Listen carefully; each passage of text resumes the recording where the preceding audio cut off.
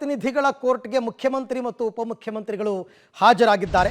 BJP ವಿರುದ್ಧ ಭ್ರಷ್ಟಾಚಾರ rate card ಜಾಹೀರಾತು ಪ್ರಕಟ ಮಾಡಿದ್ರು ಅಂತ ಬಿಜೆಪಿ ಕಾಂಗ್ರೆಸ್ ವಿರುದ್ಧ ಮಾನನಷ್ಟ ಮೊಕದ್ದಮೆ ಹೂಡಿತ್ತು. ಆ ಪ್ರಕರಣಕ್ಕೆ ಸಂಬಂಧಪಟ್ಟಂತೆ ಇಬ್ಬರು ಕೂಡ ನ್ಯಾಯಾಲಯಕ್ಕೆ ಹಾಜರಾಗಿದ್ದಾರೆ.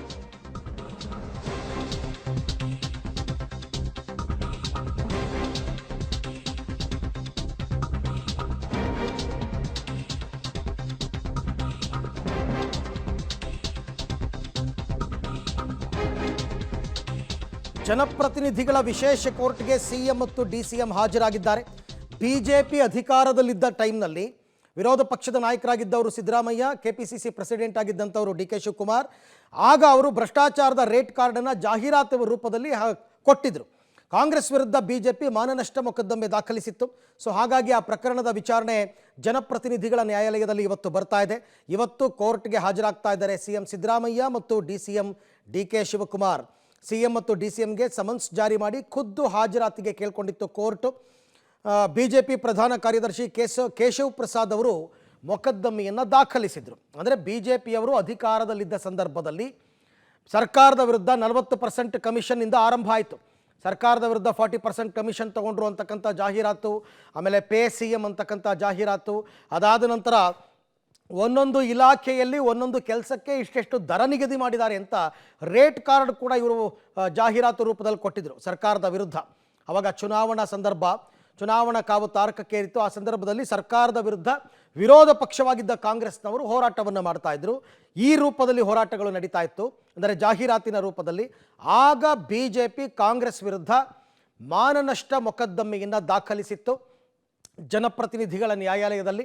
ಹಾಗಾಗಿ ಆ ವಿಚಾರಣೆ ಈಗ ಅರ್ಜಿಯನ್ನು ಕೈಗೆತ್ತಿಕೊಂಡು ವಿಚಾರಣೆ ನಡೆದು ಸಮನ್ಸನ್ನು ಇಬ್ಬರಿಗೂ ಕೂಡ ಕೊಟ್ಟಿತ್ತು ಕೋರ್ಟ್. ಇಬ್ಬರೂ ಕೂಡ ಖುದ್ದು ಹಾಜರಾಗಬೇಕು ಅಂತ.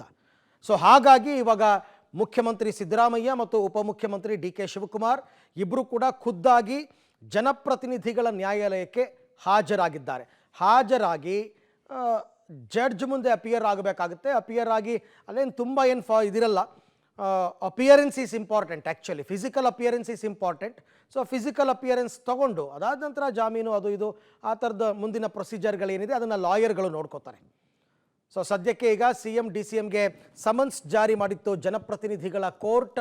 ಮೊಕದ್ದಮೆಯನ್ನು ದಾಖಲಿಸಿದ್ರು ಬಿಜೆಪಿಯ ಪ್ರಧಾನ ಕಾರ್ಯದರ್ಶಿ ಕೇಶವ್ ಪ್ರಸಾದ್ ಅವರು. ಹಾಗಾಗಿ ಈಗ ಆ ಪ್ರಕರಣ ಕೋರ್ಟ್ನಲ್ಲಿ ಕೈಗೆತ್ತಿಕೊಂಡಿದ್ದಾರೆ. ಜನಪ್ರತಿನಿಧಿಗಳ ಕೋರ್ಟ್ ಇದು. ಮುಖ್ಯಮಂತ್ರಿಗಳು ಉಪಮುಖ್ಯಮಂತ್ರಿಗಳು ಎಲ್ಲರೂ ಕೂಡ ಜನಪ್ರತಿನಿಧಿಗಳೇ ಆಗಿರೋದ್ರಿಂದ ಅದೇ ಕೋರ್ಟ್ನಲ್ಲೇ ಇವಾಗ ಅರ್ಜಿ ವಿಚಾರಣೆಗೆ ಬಂದಿರತಕ್ಕಂಥದ್ದು. ಬಿಜೆಪಿ ಅಧಿಕಾರದಲ್ಲಿದ್ದ ಸಂದರ್ಭದಲ್ಲಿ ಮೊದಲಿಗೆ ಈ ಗುತ್ತಿಗೆದಾರರ ಸಂಘದ ಅಧ್ಯಕ್ಷ ಕೆಂಪಣ್ಣ ಅವರು ಈ ಸರ್ಕಾರದಲ್ಲಿ 40% ಕಮಿಷನ್ ನಡೀತಾ ಇದೆ ಅಂತ ಒಂದು ಆರೋಪ ಮಾಡ್ತಾರೆ. ಅದನ್ನೇ ಆವಾಗ ಚುನಾವಣಾ ಅಸ್ತ್ರವಾಗಿ ಕೈಗೆತ್ತಿಕೊಂಡಂತಹ ಕಾಂಗ್ರೆಸ್ನವರು ಬಿಜೆಪಿ ವಿರುದ್ಧ ದೊಡ್ಡ ಹೋರಾಟವನ್ನು ಮಾಡಿದರು. ಈ ಸರ್ಕಾರ 40% ಕಮಿಷನ್ ಸರ್ಕಾರ ಅಂತನ್ಬಿಟ್ಟು ಎಲ್ಲಿ ತನಕ ಅಂದರೆ ರಾಷ್ಟ್ರ ಮಟ್ಟದ ತನಕ ಹೋಗಿತ್ತು ಅದು 40% ಕಮಿಷನ್ ಸರ್ಕಾರ ಅಂತ. ಅದನ್ನು ಜಾಹೀರಾತು ರೂಪದಲ್ಲಿ ಕೊಟ್ಟಿದ್ರು. ಈಗ ಮೊನ್ನೆ ಎಲ್ಲ ಈ ಚಿಪ್ಪು ಚೆಂಬು ಇವೆಲ್ಲ ಕೊಟ್ರಲ್ಲ, ಅದೇ ರೀತಿ ಆಗ ರಾಜ್ಯ ಸರ್ಕಾರದ ವಿರುದ್ಧ ಜಾಹೀರಾತುಗಳನ್ನು ಕೊಟ್ಟಿದ್ರು ಅಂದಿನ ವಿರೋಧ ಪಕ್ಷವಾಗಿದ್ದಂತಹ ಕಾಂಗ್ರೆಸ್. ಸೊ ಹಾಗಾಗಿ ಆಗಲೇ ಬಿಜೆಪಿಯವರು ಕಾಂಗ್ರೆಸ್ ವಿರುದ್ಧ ಮಾನನಷ್ಟ ಮೊಕದ್ದಮೆಯನ್ನು ದಾಖಲು ಮಾಡ್ತಾರೆ. ಮಾನನಷ್ಟ ಮೊಕದ್ದಮೆಯನ್ನು ದಾಖಲು ಮಾಡಿ ಅದೆಲ್ಲ ಪ್ರಿಲಿಮಿನರಿ ಇದೆಲ್ಲ ಆಗಿದೆ ಕೋರ್ಟ್ನಲ್ಲಿ, ವಿಚಾರಣೆ ಎಲ್ಲ ಆಗಿದೆ. ಅದೆಲ್ಲ ಆದ ನಂತರ ಕೋರ್ಟ್ ಖುದ್ದಾಗಿ ಮುಖ್ಯಮಂತ್ರಿ ಮತ್ತು ಉಪಮುಖ್ಯಮಂತ್ರಿಗಳಿಗೆ ಸಮನ್ಸನ್ನು ಜಾರಿ ಮಾಡಿತ್ತು, ನೀವಿಬ್ಬರು ಖುದ್ದಾಗಿ ಹಾಜರಾಗಬೇಕು ಅಂತ. ಯಾಕೆ ಇವರಿಬ್ಬರು ಖುದ್ದಾಗಿ ಹಾಜರಾಗಬೇಕಾಗತ್ತೆ ಅಂದರೆ ಅಂದಿನ ವಿರೋಧ ಪಕ್ಷದ ನಾಯಕರಾಗಿದ್ದಂಥವರು ಸಿದ್ದರಾಮಯ್ಯನವರು, ಅಂದಿನ ಕೆಪಿಸಿಸಿ ಅಧ್ಯಕ್ಷರಾಗಿದ್ದವರು ಡಿ ಕೆ ಶಿವಕುಮಾರ್ ಅವರು. ಸೊ ಸಹಜವಾಗಿ ಕಾಂಗ್ರೆಸ್ ವಿರುದ್ಧ ಅಂದಾಗ ಇವರಿಬ್ಬರೇ ಅದನ್ನು ಜವಾಬ್ದಾರಿಯನ್ನು ಹೊರಬೇಕಾಗುತ್ತೆ.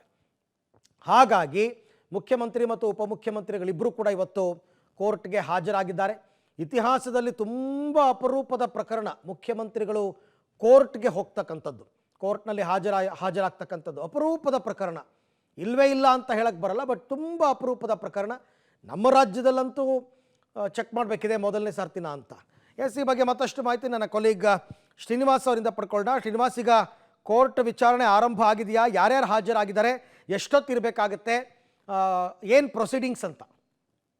ಅರವಿಂದ್, ಕೋರ್ಟ್ನ ಕಲಾಪ ಇನ್ನೂ ಪ್ರಾರಂಭ ಆಗಿಲ್ಲ. ಅಂದ್ರೆ ಸಿಎಂ ಮತ್ತೆ ಡಿಸಿಎಂ ಅವರು ಕೋರ್ಟ್ನ ಆವರಣದ ಬಳಿ ಬಂದು ಕುಳಿತಿದ್ದಾರೆ, ನ್ಯಾಯಾಧೀಶರಿಗಾಗಿ ಕಾಯ್ತಿದ್ದಾರೆ. ಬಿಜೆಪಿಯ ಪ್ರಧಾನ ಕಾರ್ಯದರ್ಶಿಯಾಗಿರುವಂತಹ ಕೇಶವ ಪ್ರಸಾದ್ ಅವರು ಈ ಒಂದು ದೂರನ್ನ ದಾಖಲು ಮಾಡಿದ್ರು.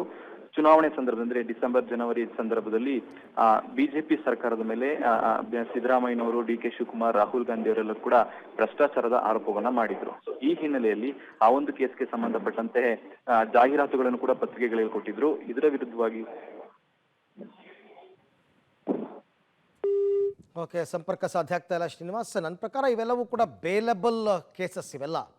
ಬಟ್ ಒಂದು ಸರ್ತಿ ಫಿಸಿಕಲ್ ಅಪಿಯರೆನ್ಸ್ಗೆ ಕೋರ್ಟ್ ಕೇಳುತ್ತೆ. ಹಾಗಾಗಿ ಖುದ್ದು ಹಾಜರಾತಿಯನ್ನು ಮಾಡಿದ್ರೆ ಅದಾದ ತಕ್ಷಣ ಇಮಿಡಿಯೇಟಾಗಿ ಅವರು ಬೇಲ್ ಸ್ಯಾಂಕ್ಷನ್ ಮಾಡ್ತಾರೆ ಇಂಥ ಪ್ರಕರಣದಲ್ಲಿ.